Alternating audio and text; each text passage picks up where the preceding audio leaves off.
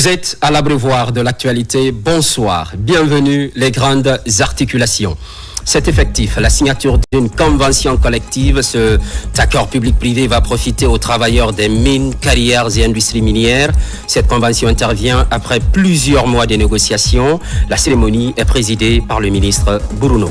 C'est l'un des sempiternels chantiers de la République. La cité du Niger à Farana, vieille de 11 ans de rénovation. La page est tournée, place à la coupe du cordon inaugural. Le site devient opérationnel grâce aux efforts du chef de l'État. Culture, prix découverte RFI 2025 parmi les 10 finalistes. Cette année figurent deux artistes guinéens, Queen Rima et Striker. Le 16 février est le dernier jour de vote. Chaque candidat développe ses stratégies de campagne pour rafler le trophée, à découvrir dans ce journal. Sommet sur la sécurité. Ça se passe à Munich, en Allemagne. Des leaders du monde entier se réunissent.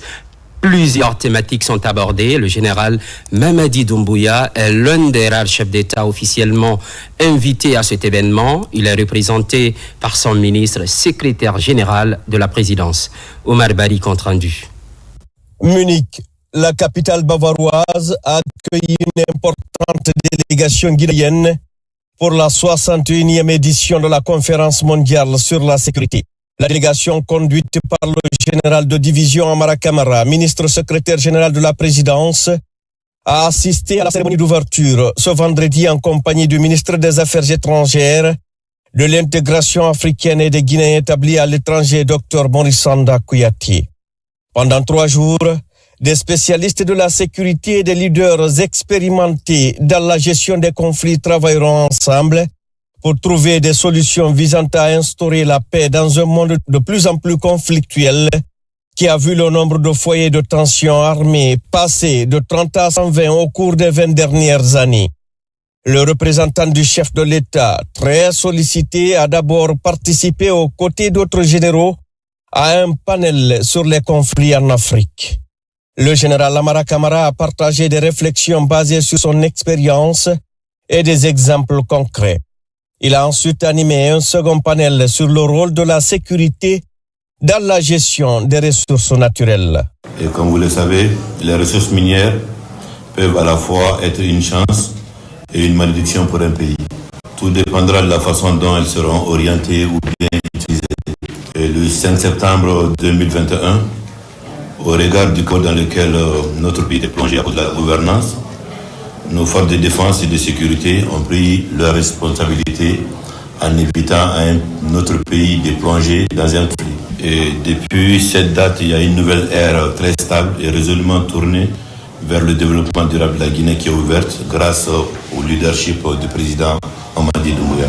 Dans la politique de gouvernance du président, il a fait du respect des traités, d'accords et des conventions auxquels notre pays est parti son cheval de bataille. Le président, il est convaincu qu'il faut pour un pays une vision pour qu'un pays se développe. Dans ce élan, notre nation riche de ressources naturelles inestimables est déterminée à exploiter de manière durable et responsable dans le but ultime de garantir le bien-être de tous les Guinéens. Le monde a changé. Il est devenu une véritable opportunité commerciale. Chaque problème est analysé comme une chance et un moyen de profit pour certains, explique le général Amara Camara. C'est pourquoi le CNRD à sa tête, son Excellence le général Mamadi Doumbouya, président de la République, chef de l'État, prône une gestion éthique des ressources minières du pays afin qu'elles bénéficient à tous les Guinéens sans discrimination. Nous avons voulu que le projet Simandou soit un projet intégré. Non seulement les opérations minières, mais également des infrastructures multiservices et multi-utilisateurs. Et les rails qui ont été construits pour transporter des minerais, on s'est arrangé à ce que ça puisse transporter les minerais et les personnes, mais aussi les biens et les services. Lors de ces différentes rencontres, l'approche de la République de Guinée est largement appréciée. Le chef de la délégation guinéenne préconise de renforcer l'engagement politique pour parvenir à des solutions concertées et ainsi éradiquer les foyers de tension à l'échelle mondiale. Forum international de Munich sur la sécurité. En marge de l'ouverture des travaux, la délégation guinéenne a eu un entretien avec le commandant de l'Africom, commandement des États-Unis pour l'Afrique, une unité d'élite dirigée par le commandant Langlais. Les échanges portent sur les enjeux de défense et de sécurité sur le continent. Fatoumata Kourouma. Après le lancement de la conférence internationale sur la sécurité à Munich, le général américain Michael Langley, qui coordonne toutes les activités militaires et sécuritaires des États-Unis en Afrique, a sollicité une rencontre avec le représentant du chef de l'État à cette conférence, le général de division Amara Kamara. Lors de cette rencontre stratégique, tous les aspects de la sécurité sur le continent ont été abordés. La réunion a débuté par un exposé du colonel Mouktar Kaba, commandant du groupement des forces spéciales de Guinée, sur des questions de commandement des troupes. Le général Langley a ensuite pris la parole pour exprimer son admiration pour l'organisation des forces guinéennes et a plaidé en faveur d'une coopération militaire renforcée avec Conakry. Aujourd'hui, cette délégation a rencontré la haute autorité militaire des États-Unis d'Amérique. Et la question qui s'est posée était très simple. Quel est le présent? Quel est l'avenir des relations entre les États-Unis et la République de Guinée? Dans tous les domaines, mais surtout dans le domaine sécuritaire. Le chef de notre délégation, le général Amara Kamara, et le commandant du groupement des forces spéciales ont présenté la Guinée dans tous ces domaines. Et ils ont donné un aperçu totalement exhaustif de la sécurité en Guinée et du rôle de la Guinée dans la stabilisation, dans la stabilité de notre sous-région. Après cela, le chef de l'armée américaine a félicité la Guinée pour son rôle de stabilisation, effectivement, pour son rôle de sécurité et de défense dans la sous-région. Et il a réitéré le désir, la volonté ferme des États-Unis à coopérer avec la sécurité guinéenne, avec le chef de l'État guinéen dans le domaine de la sécurité. Composé de 3600 hommes, l'Africom, commandement des États-Unis pour l'Afrique, est un commandement unifié qui dépend directement du département américain de la Défense. Il est entré en fonction en 2008. Cette rencontre entre le général Michael Langley et la délégation guinéenne devrait ouvrir des opportunités sécuritaires et diplomatiques. Il y a quelque chose qui a attiré notre attention, que je me dois de reporter ici pour que le peuple de Guinée l'entende bien. Il a dit que le président Trump, Donald Trump, a apprécié les progrès qui se déroulent en Guinée depuis 2021 et que le gouvernement américain est prêt à renforcer sa coopération avec la Guinée. Cette appréciation du président américain est un encouragement pour la Guinée. Et le général Amara a profité de cette occasion pour dire au nom du chef de l'État que la Guinée aussi saisit cette main tendue et que les États-Unis vont continuer à travailler avec notre pays dans l'amitié, dans la coopération, pourquoi pas dans la fraternité. Les deux généraux, Langley et Kamara, partagent une vision commune sur plusieurs sujets liés au commandement. Le ministre secrétaire général de la présidence et le commandant des forces spéciales sortent de cette réunion avec des impressions positives, conformément aux instructions du président de la République, son Excellence, le général Mamadi Doumbouya. Retour à Conakry, et c'est officiel, la signature d'une convention collective. Cet accord public-privé va profiter aux travailleurs des mines, carrières et industries minières. Je vous l'annonçais à l'instant, cette convention intervient après plusieurs mois de négociations. La cérémonie de signature est présidée par le ministre de la fonction publique, adjudant-chef Aboubakar Kamanou. Conformément à sa vision, celle relative au programme Simandou 2040, le président de la République, le général Mamadi Doumbouya, met les bouchées doubles pour faire de la République de Guinée un véritable pôle d'attraction des investisseurs et des géants mondiaux de l'industrie minière. Après 30 ans, le pays a renouvelé ce vendredi 14 février 2025 sa convention collective des mines, carrières, industries minières et assimilées de la République de Guinée. C'est la salle 28 septembre du Palais du Peuple qui a servi de cadre à l'événement. La convention collective est une norme consacrée par le Code du travail guinéen et la législation internationale du travail. C'est pourquoi, après la signature de la présente convention collective révisée, elle sera la référentielle dans le secteur à laquelle tous les secteurs, sans exception aucune, seront soumis. En regardant dans le rétroviseur de l'histoire, nous trouvons 5 grands changements majeurs dans cette convention.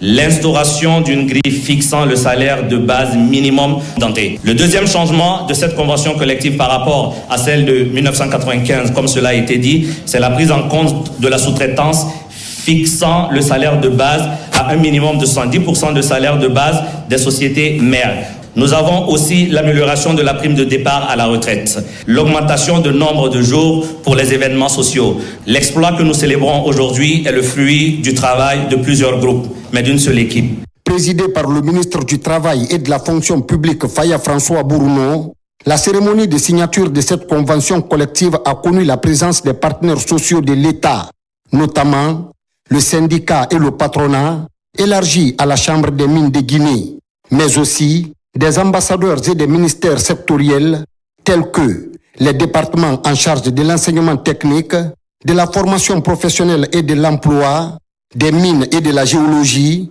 du travail et de la fonction publique à travers l'inspection générale du travail, entre autres. Les parties prenantes à ce processus se réjouissent des résultats des 15 mois de négociations qui ont abouti à cet accord salutaire. Chers collègues, il est essentiel que nous nous mobilisons davantage au sein de la CGGI. Votre organisation patronale afin de bâtir des fédérations fortes et représentatives capables de mener un dialogue social constructif et efficace avec les organisations syndicales. Nous devons mettre de côté les querelles de leadership et nous concentrer sur l'essentiel. Avancer ensemble pour le bien de nos secteurs et de notre économie. La convention collective que nous venons de signer, comme celle à venir, ainsi que les grilles de salaire qui les accompagneront, auront force obligatoire. Je pense qu'autour de cette convention collective se réunit tout le monde du secteur minier. Et cela, c'est à notre honneur. Merci à tous et à toutes. Et vive la République de Guinée, vive l'amélioration des conditions de travail de tout un chacun. Tremplin de la refondation et de la rectification institutionnelle prônée par le président de la République, le général Mamadi Doumbouya, l'amélioration des conditions de vie et de travail des Guinéens est l'une des préoccupations majeures de l'État guinéen. Au nom du gouvernement, le ministre Faya François Bournou exprime sa satisfaction et loue les efforts du président général Mamadi Doumbouya. Votre détermination et votre volonté de trouver un consensus ont permis d'aboutir à une convention équilibrée, mais une convention ambitieuse. Et je voudrais également rendre un hommage appuyé à l'Inspection générale du travail, dont l'expertise et la capacité de facilitation ont été déterminantes pour maintenir un climat de confiance et de compromis tout au long du processus. Permettez-moi d'admirer ici, avec une grande fierté, la clarté et la pertinence de la vision du président de la République, le chef de l'État, son Excellence Mamadi Doumbouya. Grâce à sa détermination sans faille, notre pays s'engage résolument sur la voie du progrès social et économique. Cette convention collective est une illustration concrète de sa volonté d'améliorer les conditions de vie et de travail des Guinéennes et des Guinéens, mais aussi de faire de notre pays une destination privilégiée pour les investissements directs étrangers. Le président de la République a placé le développement social et le travail décent au cœur de l'agenda national. en cohérence avec la mise en œuvre du programme Simandou 2040. La signature de cette nouvelle convention collective marque des avancées significatives. Elle va poser les vraies fondations en faveur d'un travail rémunérateur, valorisant et protecteur en faveur des travailleurs. Elle va permettre d'atteindre des niveaux de salaire, d'assurance complémentaire, de formation et de promotion clairs, progressifs et de bien-être. Justement, il faut noter que la signature de la convention collective des mines, carrières et industries minières mettra fin aux inégalités dans le traitement salarial. Désormais, une nouvelle grille de salaire est proposée et validée, et c'est pour tout type de travailleurs évoluant dans le domaine. Mamadi Ternaka Misoko pour plus de précisions. Pays aux immenses ressources minières, la Guinée réussit à établir un nouveau contrat social durable entre les employés et employeurs dans le secteur stratégique des mines, 30 ans après la dernière convention. La nouvelle convention collective des mines, carrières, industries minières et assimilées de la République de Guinée promeut un travail qui nourrit et protège. Ça permet de savoir aujourd'hui comment on recrute les travailleurs, à quel niveau on les recrute, quelle est la composition, la structure, la grille salariale. Aujourd'hui, il y a un salaire minimum pour toutes les mines, carrières et industries chimiques. C'est 2 600 000 francs guinéens. Tu ne peux pas donner en deçà. Aucune entreprise minière ne peut se soustraire de cette grille que nous avons établie. Véritable instrument de redistribution de la croissance, la nouvelle convention signée par les mandats tripartites, gouvernement, syndicats et patronat, élargie à la Chambre nationale des mines, viendra mettre fin aux disparités chroniques dans le traitement salarial. Les partis ont décidé de se pencher sur la question salariale pour réduire ou pour éliminer totalement l'injustice qu'il peut avoir dans ce secteur-là. C'est dans ce cadre-là que nous avons abouti à une grille salariale qui prend en compte le salaire minimum de base de certaines catégories, notamment les ouvriers non qualifiés et la catégorie des maîtrises. Cette grille a été fixée en commun accord, tout en indiquant qu'il y aura d'autres textes à caractère réglementaire qui pourront traiter la catégorie des cadres. Fruit d'un dialogue sincère entre les différentes parties, la signature de la convention collective dans les mines, carrières, industries minières et assimilées vient concrétiser 15 longs et périlleux mois de discussion. Elle sera accompagnée des accords de branche pour que chaque acteur minier se sente à l'aise. Cette autre bonne nouvelle, c'est au bénéfice des entreprises guinéennes pour l'accès aux produits d'assurance. Cela fait suite au partenariat scellé entre la bourse de sous-traitance et la société SAR Assurance. Pour aller vite dans la matérialisation, les deux parties ont mis en place un comité mixte. Ça, Martin Francinaduno, Kandesila. Ce partenariat entre la bourse de sous-traitance et SAR Assurance Guinée s'inscrit dans une volonté commune de bâtir un tissu économique solide en Guinée.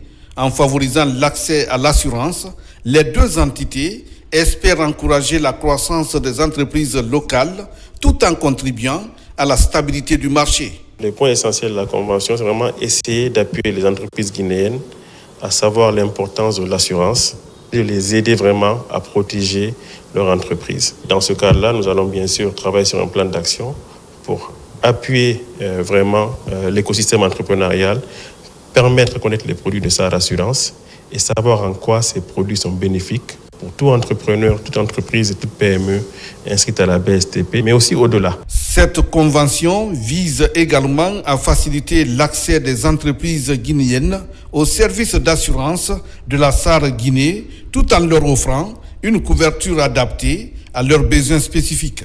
À travers cette convention, nous comptons offrir aux entreprises qui sont enregistrées au niveau de la bourse sous-traitance, leur proposer les produits de la SAR Assurance, les couvrir.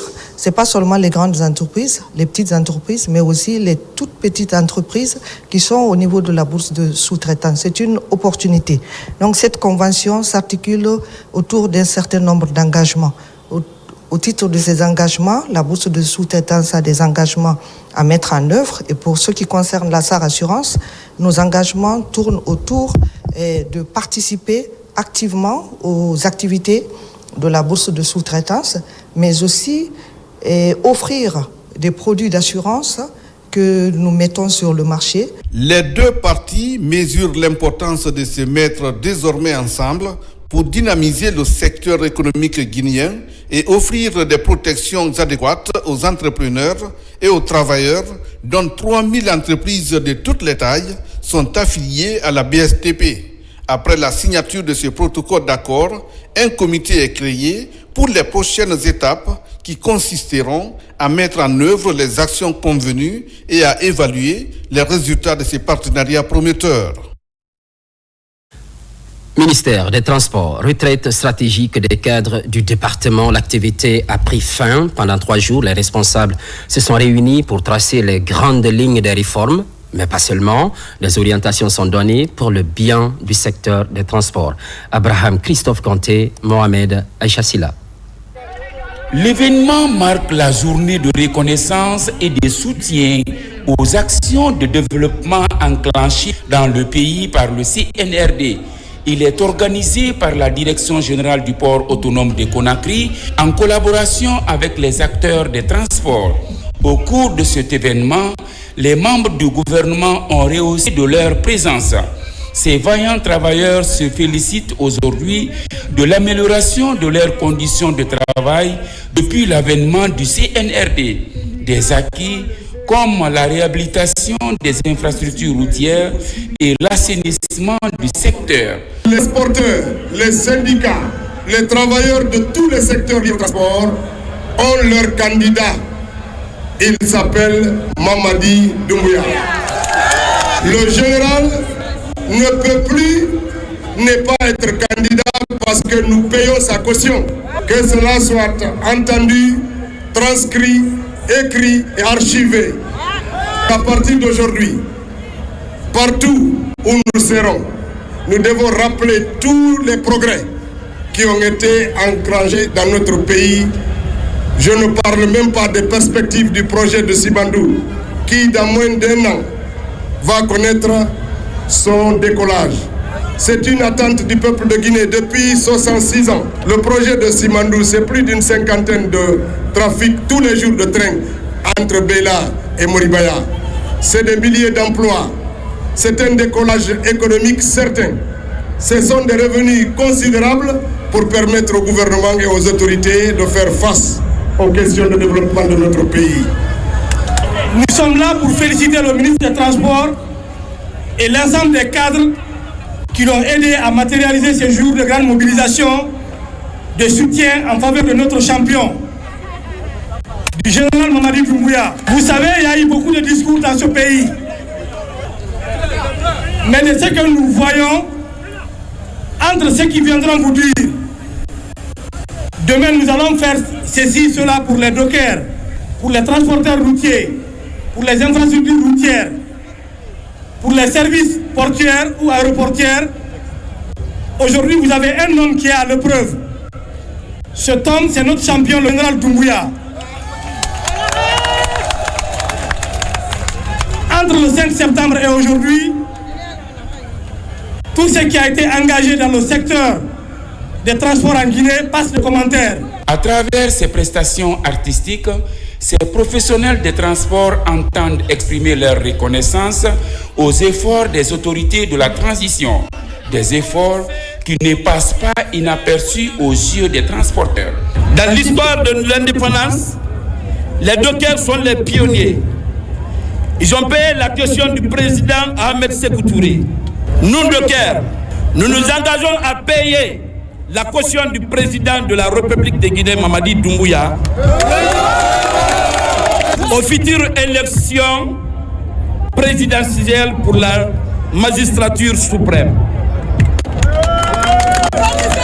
Les forces qui tentent de nous diviser, qui cherchent à remettre en question notre avancée, n'ont aucune solution. Deux fédérations se sont donné les mains ensemble avec les chauffeurs conducteurs, les lignes urbaines et interurbaines pour manifester cette joie que vous avez vue aujourd'hui. L'homme ne doit pas être ingrat. Nous sommes retrouvés ici afin de reconnaître la valeur du premier responsable de notre pays, le général Mamadi Doumbouya. Avec ce mouvement de soutien aux idéaux du CNRD, les acteurs du secteur des transports réitèrent toutefois leur entente quant à la poursuite des réformes, notamment la lutte contre les tracasseries routières et la modernisation des gares interurbaines. Une dynamique que les transporteurs espèrent voir s'intensifier dans les mois à venir. Vous avez dû le corriger par vous-même, c'est justement au ministère des Transports, mais cette fois-ci pour mettre en exergue les acquis du CNRD et de son président. La synergie en soutien au chef de l'État étant tournée dans le pays profond sur place, les populations sont invitées à prôner la cohésion sociale. Par la même occasion, les acquis du CNRD sont rappelés. Bakary Bambakonde.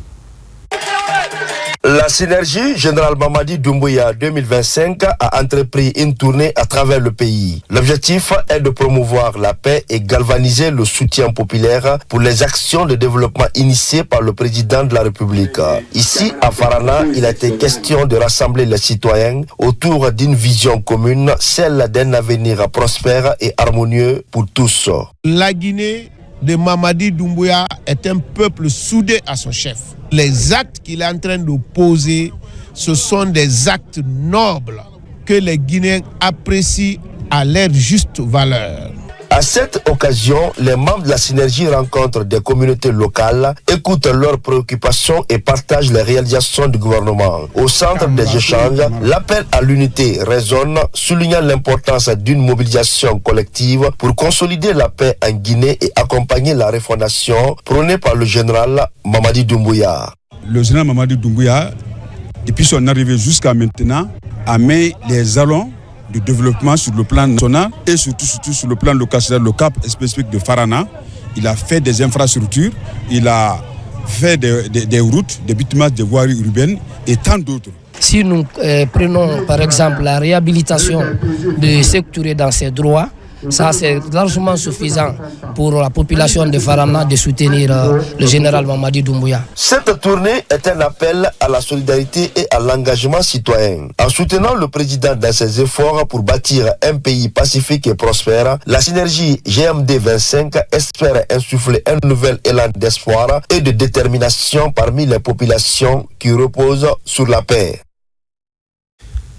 En immersion gouvernementale, la délégation conduite par le Premier ministre Amadou Ouriba s'est rendue dans le district de Sandafara, sous-préfecture de Djalakaro, préfecture de Dinguiraï, loin d'une simple visite, l'inauguration d'une piste rurale, un ouvrage construit sur fonds propres des fils et filles de cette partie de la Guinée. Ousmane Bangoura, carnet de route.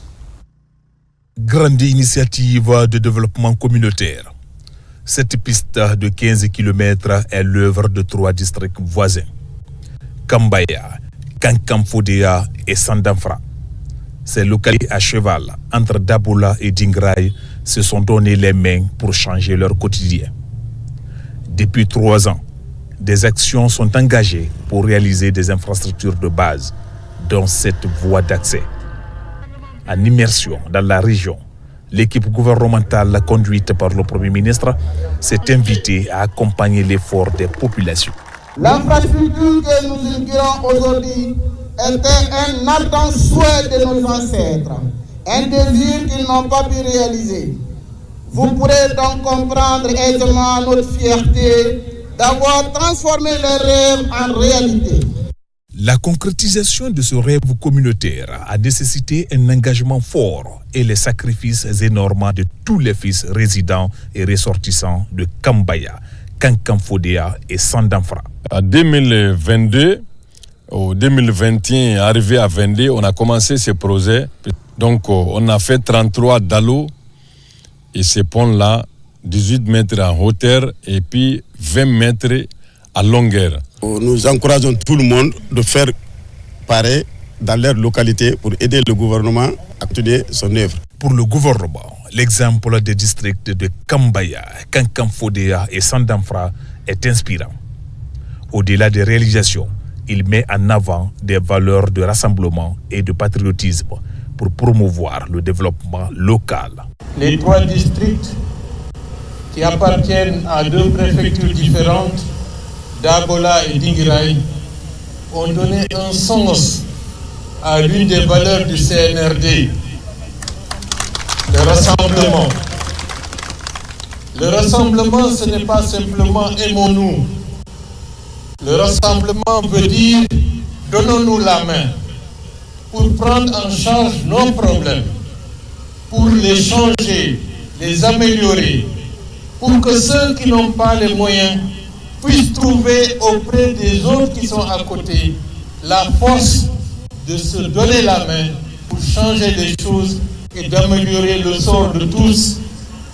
Vous rendez un hommage posthume à vos ancêtres. Félicitations. Dans son intervention, Amadou Ouriba a invité les populations à renforcer davantage cette solidarité, devant permettre à ces populations de voir dans les prochains jours la nationale d'Abola d'Ingirai Bikubé, en passant par leurs localités respectives. C'était l'un des sempiternels chantiers de la République. La cité du Niger à Farana, vieille de 11 ans de rénovation. La page est tournée, place à la coupe du cordon inaugural. Le site devient opérationnel grâce aux efforts du chef de l'État. C'est à la faveur de la tournée de l'équipe gouvernementale. Ibrahima Oulem Fofana, correspondance. À Farana, la mission gouvernementale conduite par le Premier ministre est accueillie avec enthousiasme ici à la cité Niger. L'édifice est construit à l'image des 9 pays de l'autorité du bassin du Niger. La rénovation totale de ce patrimoine national émane de la volonté affichée du président de la République. Cet héritage du premier président guinéen est inauguré à l'occasion de cette immersion gouvernementale. La cité que nous inaugurons aujourd'hui tire son nom de cette source de vie et elle a été pensée pour honorer cet héritage tout en répondant aux besoins actuels de notre population. Grâce à la diligence et à l'engagement du gouvernement. Et je tiens à exprimer ma plus profonde gratitude. Cette cité a bénéficié d'une rénovation exceptionnelle qui redonne vie à cet espace. Cette cérémonie inaugurale a mobilisé plusieurs citoyens de Farana, un accueil de développement qui réconforte plus d'un. La reconstruction de la cité Niger de Farana incarne la concrétisation de la volonté politique du président de la République, chef suprême des armées, le général d'armée Mamadi Doumbouya. Cette cité revêt une portée historique et une valeur panafricaine indéniable. La cité Niger de Farana constitue le premier réceptif hôtelier d'une longue série située à l'intérieur du pays que l'État a décidé de reconstruire. Cet effort vise non seulement à accroître la capacité hôtelière de la Guinée, mais aussi et surtout à améliorer la qualité des services offerts afin de répondre aux standards internationaux. Aujourd'hui, la cité du Niger a changé d'image et elle est prête à accueillir ses premiers hôtes. Cette initiative du premier président guinéen de bâtir une œuvre de ce genre pour revoir des hôtes de marque est magnifiée par le ministère en charge du patrimoine historique. À travers la reconstruction de la cité du Niger, c'est cette volonté de réconcilier le passé avec le présent, volonté de se projeter à l'avenir. La cité du Niger, c'est également un appel pour l'eau, pour les fleuves, pour la rencontre des hommes et des femmes qui vivent de l'eau, parce que sans eau, il n'y a pas de vie. Et donc, les 9 cases de la cité du Niger symbolisent cet internationalisme, ce panafricanisme qui a été un des éléments fondateurs de l'esprit guinéen de l'indépendance. Cet esprit doit renaître avec de nouvelles visions, avec une vision concrète de ce qu'est réellement le panafricanisme. C'est la raison pour laquelle le général Mamadi Doumbouya est désigné comme le champion du massif du Fouta Jalon. Cette cérémonie de coupe de cordon inaugural a été marquée par des prestations des artistes locaux. Des rythmes et pas de danse puisés du folklore de Farana ont émerveillé la mission gouvernementale. Immersion gouvernementale, les échos sont favorables dans les endroits parcourus. Escale à Beila, 3 ponts sont inaugurés pour faciliter l'accès au marché. Des ouvrages de franchissement salués par les populations bénéficiaires, autrefois confrontées à une mobilité contraignante. Fodé Camara. Au fil de l'immersion gouvernementale, le ministre de l'Agriculture et de l'Élevage au contact des populations agropastorales pour s'assurer de la mise en œuvre des projets engagés en faveur du monde rural. À Senko, dans Beila, la population rurale à Liès accueille Félix Lama pour l'inauguration de 3 ponts.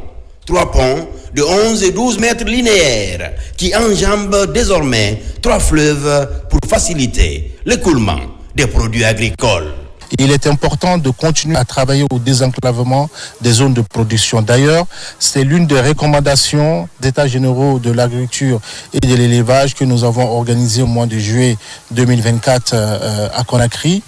Et nous allons continuer à désenclaver ces zones de production par la réalisation des pistes rurales ainsi que des ouvrages de franchissement tels que nous l'avons fait aujourd'hui. L'année dernière, en 2024, nous avons pu réaliser 200 et quelques kilomètres de pistes rurales. Et cette année, nous ambitionnons, avec l'ensemble de nos projets et programmes, réaliser au minimum 800 kilomètres de pistes rurales. La réalisation de ces ponts met fin à la corvée des producteurs de ces localités qui disposent de fortes potentialités. Des villages qui ne vivent que par le biais de l'agriculture et de l'élevage. Monsieur le ministre, cette notre mission est de transmettre nos salutations et nos remerciements au gouvernement, au CNRD et au président de la République pour avoir mis la Guinée sur la voie du développement et de leur dire que tout Béla est derrière vous. Dans son agenda, le ministre de l'Agriculture et de l'Élevage a pour ambition d'évaluer l'état de santé de tous les projets et programmes de développement rural. L'enjeu est de corriger toutes les imperfections avant le lancement officiel de la campagne agricole 2025-2026. En province, au compte toujours de l'immersion gouvernementale, pas de repos pour le ministre de l'Information, de la Communication et ses équipes, à Dabola et Dinguiraye. Des préoccupations sont relevées, notamment au sein des radios rurales, l'accès à l'énergie, la vétusté des installations, le besoin de modernisation des studios s'impose. Pire, le signal de la RTG a quitté Dinguiraye depuis plus de 10 ans, avec le soutien au plus haut niveau. L'espoir semble permis. Kernosman Diallo redonne ce souffle. Parmi les radios rurales qui nécessitent une rénovation complète, l'on peut noter celle de Dabola, dont les conditions de travail sont à améliorer. Ici, l'unique source d'énergie, c'est ce groupe électrogène.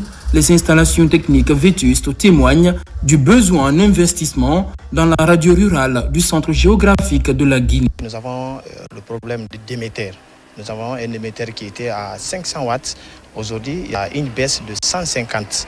Donc nous avons encore un autre problème qui est le problème de console. Donc nous avons encore un autre problème qui est un problème très important, c'est ce qu'on appelle source d'énergie. Nous utilisons le groupe, et ça c'est un groupe qui est là depuis 2015, ça c'est un groupe qui a vieilli. Donc si monsieur le ministre nous aide à avoir une source d'énergie constante pour qu'on puisse travailler 24 heures sur 24. Après Dabola, le ministre de l'Information et de la Communication s'est rendu à Dinguiraye, à la radio rurale, unique source d'information dans la préfecture. Le ministre a félicité le personnel pour son engagement avant de prendre note des difficultés. Aujourd'hui, au niveau de la radio rurale de Dinguiraye, on a de sérieux problèmes. D'abord au niveau de l'émetteur central, c'est un émetteur de 300 que nous avons et dans les conditions normales, on a besoin d'un émetteur de 500. Et en plus de ça, notre site relais qui est à Diatiféré, ce site aussi est en panne. Donc c'est de nous aider à trouver un émetteur pour que ce site puisse être réhabilité. Et ensuite au niveau de nos équipements, la console numérique, elle s'échauffe parce que monsieur le ministre même l'a dit lors de la revue de Pita qu'il voudrait que les radios fonctionnent au moins de 7h jusqu'à minuit. Mais quand on a essayé cela, la consolette qui est là, qui date de 2014, donc qui n'est plus à la mode, et elle s'échauffe. Et il y a beaucoup d'autres problèmes comme les moyens de déplacement et d'autres équipements. Lui-même, il a vu les conditions dans lesquelles nous travaillons et il a promis vraiment d'améliorer nos conditions de travail. L'autre priorité à Dinguiraye, c'est l'accès au programme de la RTJ. Un vœu que formulent les populations d'ici depuis 15 ans. Sur le site de diffusion, le ministre a constaté l'installation incomplète d'équipements et fustige un enclavement médiatique que déplore tout Dinguiraye. La radio nationale n'est pas audible dans la préfecture de Dinguiraye. Les zones rurales sont sevrées parce qu'il n'y a que les réseaux sociaux qui fonctionnent. L'arrivée du ministre ici a suscité beaucoup d'espoir parce que l'allure qu'il a nous rassure. Pragmatique, ne laisse pas les choses en instance. Et c'est un ministre très accessible, très compréhensible. Donc on n'a pas peur, on n'hésite pas de lui poser les problèmes. Vous voyez l'autre rubrique, le magazine national de 22h, là, c'est ce que toutes les communautés avaient en commun. 22h, mais malheureusement, ici on est dans l'obscurité puisque la radio nationale n'est pas audible. Pour ce qui concerne l'AGP ici, le problème de mobilité se pose. Il n'y a pas d'engin roulant pour aller dans les zones rurales.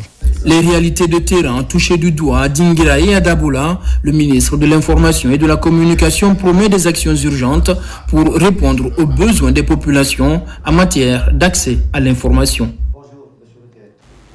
Sur tout autre plan, justice, fini la collecte des condamnations et les Corées constituent la dernière étape. Les résultats disponibles font état de plus de 11 000 condamnations pénales à l'échelle nationale.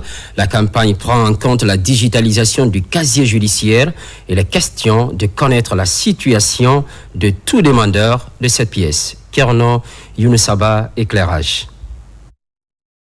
La Guinée forestière marque la fin du processus de collecte des condamnations pénales.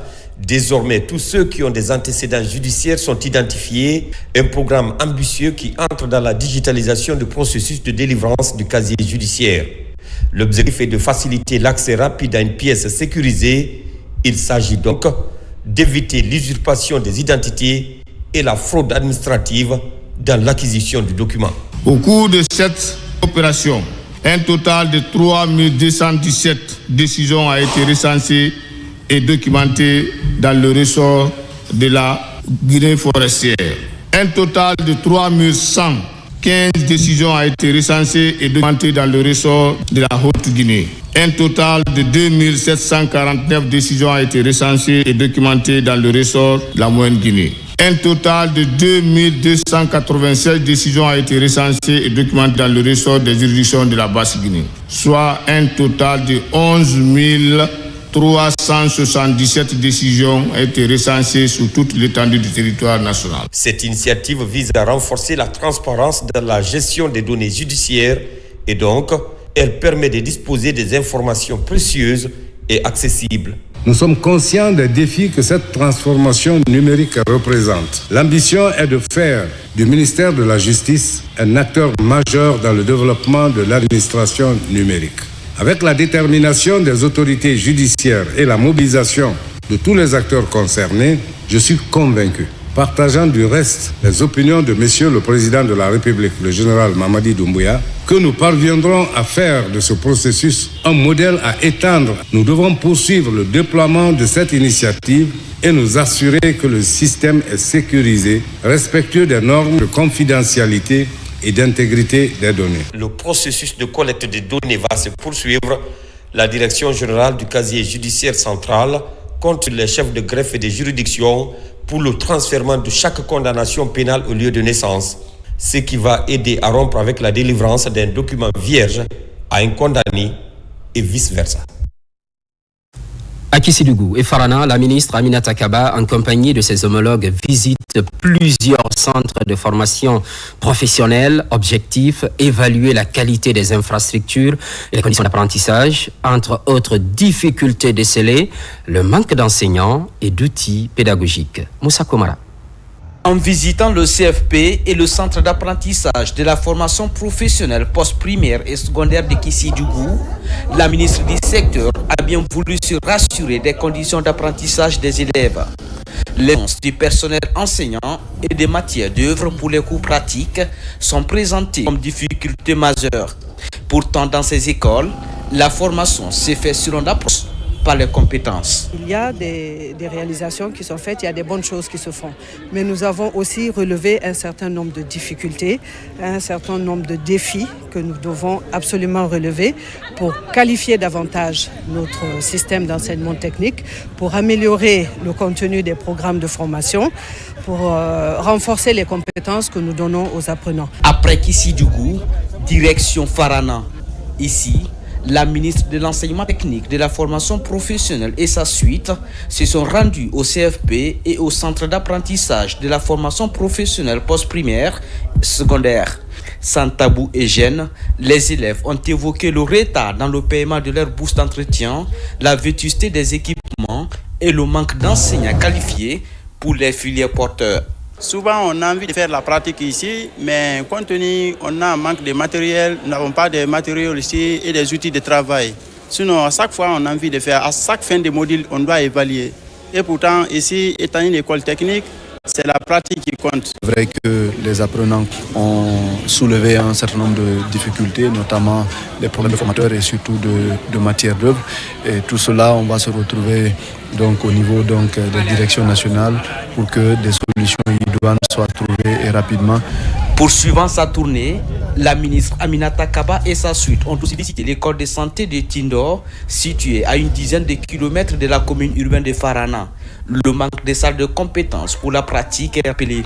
La dotation des apprenants en kit individuel et collectif est vérifiée pendant cette immersion. À présent, le contenu de ce communiqué. ARPT, prolifération de l'utilisation non autorisée de fréquences et de systèmes de radiocommunication. Dans le cadre de ses missions de régulation et de contrôle, l'autorité de régulation des postes et télécommunications ARPT constate une augmentation préoccupante de l'importation, de l'installation et de l'utilisation non autorisée des systèmes de radiocommunication en République de Guinée. L'ARPT rappelle que l'importation, l'installation et l'utilisation d'équipements radioélectriques tels que les répéteurs de signaux, les émetteurs et autres dispositifs similaires sont réglementés en République de Guinée. En effet, le mauvais usage de ces équipements peut engendrer de graves interférences en compromettant ainsi la qualité des services de télécommunication et perturbant les utilisateurs.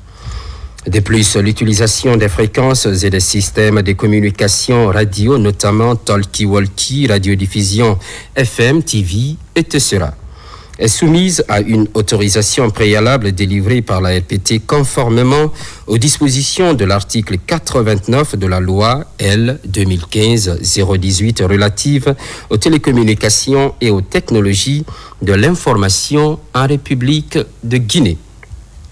L'ARPT invite toutes les personnes et organisations concernées à se rapprocher de ces services afin de régulariser leur situation. Des missions de contrôle sont déployées en continu sur le terrain et tout constat d'irrégularité fera l'objet de sanctions conformément aux articles 138, 140, 143, 144 et 145 de la loi L 2015-018 relative aux télécommunications, technologies de l'information et de la communication en République de Guinée.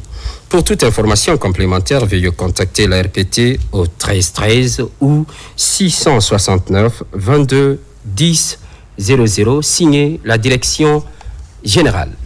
Dans l'actualité, évaluation de la session 2023-2024, les résultats sont rendus publics. Des programmes de plusieurs institutions d'enseignement supérieur sont accrédités. D'autres universités et instituts également habilités. Un exploit de l'Autorité nationale d'assurance qualité. Le département de l'enseignement supérieur souhaite, à travers l'ANAC, promouvoir l'excellence. Alpha Isiagaba. Une remise d'attestation après la proclamation des résultats définitifs des évaluations de l'Autorité nationale d'assurance qualité.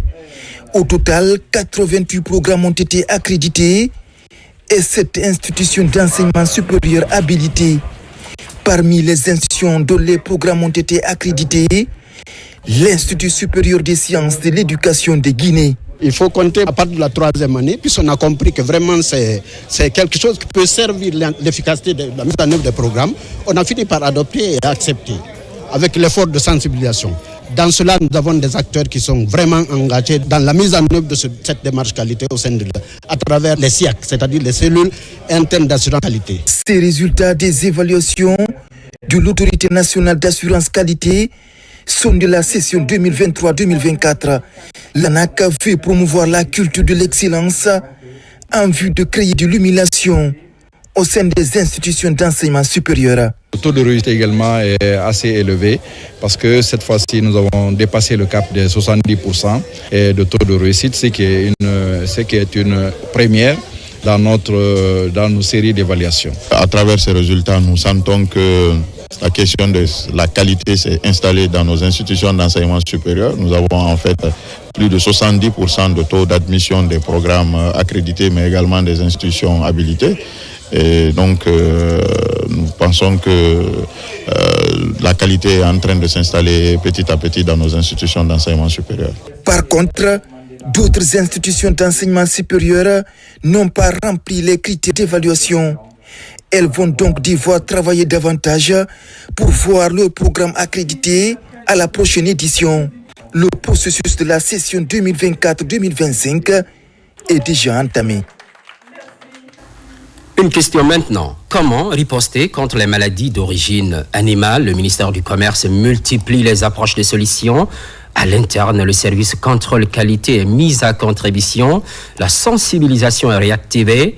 Au même moment, des box de protection sont distribuées. Mamadou Salouba pour plus de précision. Des aliments de grande consommation exposés ça et là en bordure des voies publiques. La situation comporte des risques de maladies pour les consommateurs, au dire des spécialistes.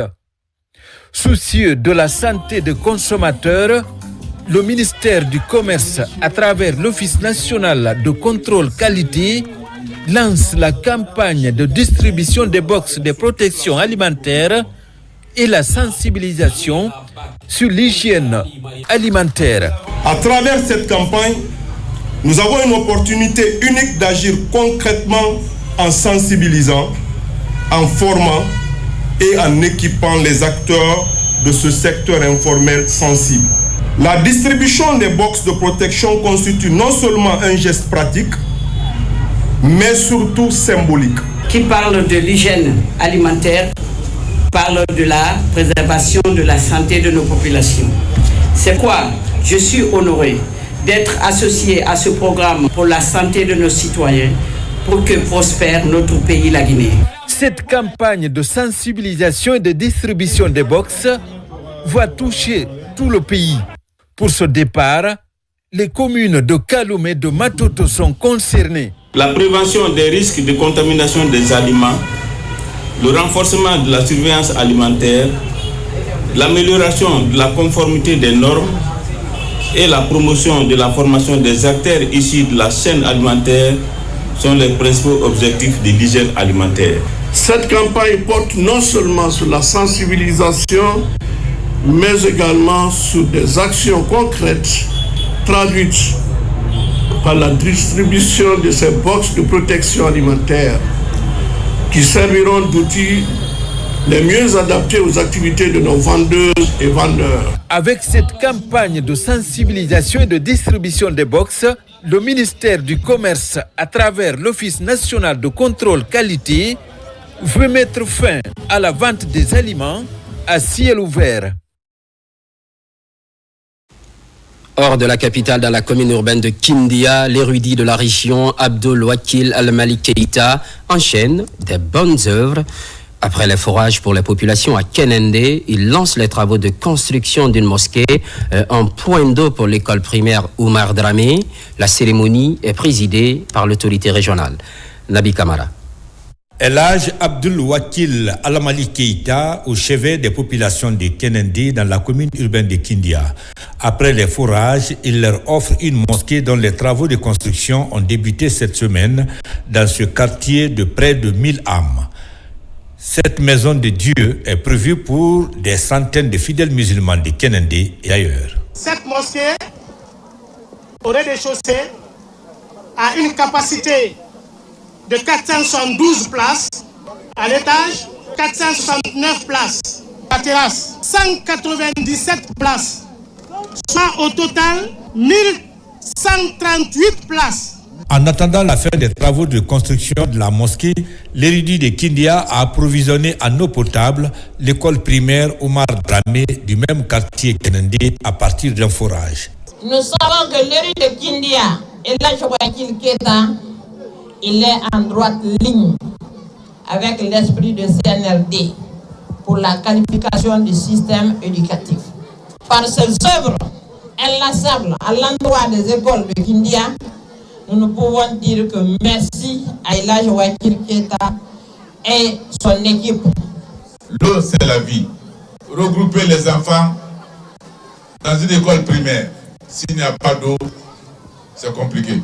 C'est un honneur pour nous ce matin d'être à l'école de Dramé Oumar pour inaugurer un forage offert par l'érudit de Kindia. C'est simplement le remercier.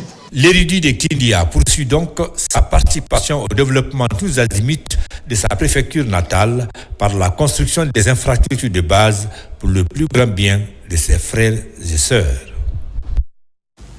Et puis le quartier Boulbiné dans la commune de Kaloum a été le théâtre d'un violent incendie ce samedi. L'endroit précisément est occupé par des vendeurs exerçant diverses activités. On cite un exemple, la restauration, la menuiserie, la vente de carburant ainsi que les vêtements. Le cocktail est suffisant. Aujourd'hui, le feu est le seul maître de ce lieu de négoce. Aboubakar Bangoura, Salmatou Kanté. Cet incendie s'est déclaré aux environs de 9h, causant d'importants dégâts matériels en ce lieu bien que non habité, mais occupé par des commerçants de divers articles. Heureusement, aucune perte en vie humaine n'a été signalée. Les jeunes du quartier, les délinquants, les fumeurs de couches, les fumeurs de cigarettes, les fumeurs de drogue, la nuit ils profitent pour rentrer dedans. Le matin, vers 8h, ils ont mis la cigarette, donc c'est les migots de cigarettes là qui ont évolué petit à petit. Et cet endroit est un petit dépôt de carburant. Donc le feu a cheminé sur les traces des carburants. C'est ce qui a explosé le lieu et qui a pris le feu. De nombreux commerçants, durement touchés par cette tragédie, ont exprimé leur détresse, affirmant avoir tout perdu. Depuis on a commencé pour travailler ici avant, c'est le chose abandonné quoi. Il est abandonné, on a envoyé le bulldozer avec le camion, c'est moi qui a déplacé tout ça. On a levé les ordures. Après, j'ai commencé pour travailler. Quand même, j'ai gaspillé beaucoup de millions ici. Quand même. Il y a le boutique dedans, il y a le restaurant, il y a la caméra de surveillance, il y a beaucoup de choses quand même. Hein. Ma place aujourd'hui, c'est brûlé. Donc tout ce que j'avais, tout est perdu. Comme nous savons que le président de la République il est là aujourd'hui, il est là pour le peuple. Vraiment, j'ai perdu mes biens, mais je remercie Allah, je remercie le président Mamadi Doumbouya. Je demande le soutien, je demande une aide. Grâce à l'intervention efficace des services de la protection civile, l'incendie a été maîtrisé. Je demande à l'autorité supérieure que ceux-là qui a abandonné, qui a une tache noire dans Boulbiné, qu'on évacue carrément. Parce qu'il paraîtrait qu'ils sont logés par les propriétaires, mais sans informer le quartier.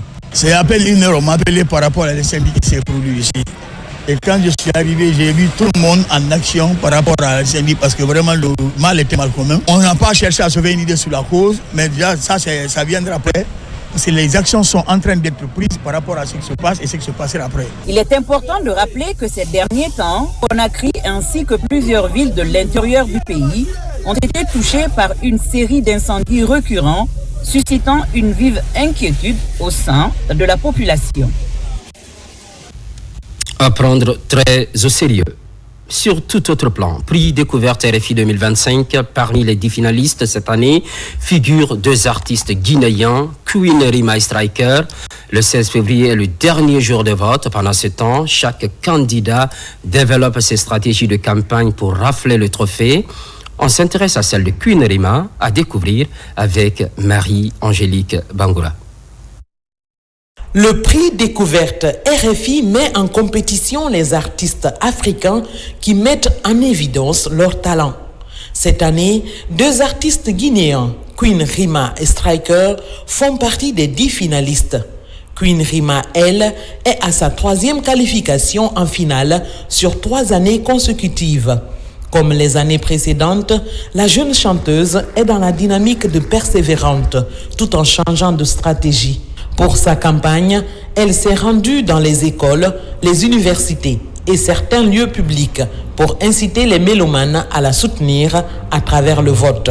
Les étudiants vont voter pour elle massivement par les méthodes que vous nous avez données dans les différentes classes et dont elle-même elle a donné. Il y a une page et il y a une instruction qui a été donnée aux étudiants. Nous allons les faire mobiliser pour que ça se passe dans la transparence. La première, nous les Guinéens, on n'a pas massivement voté pour elle. Deuxième aussi, pareil, la même chose.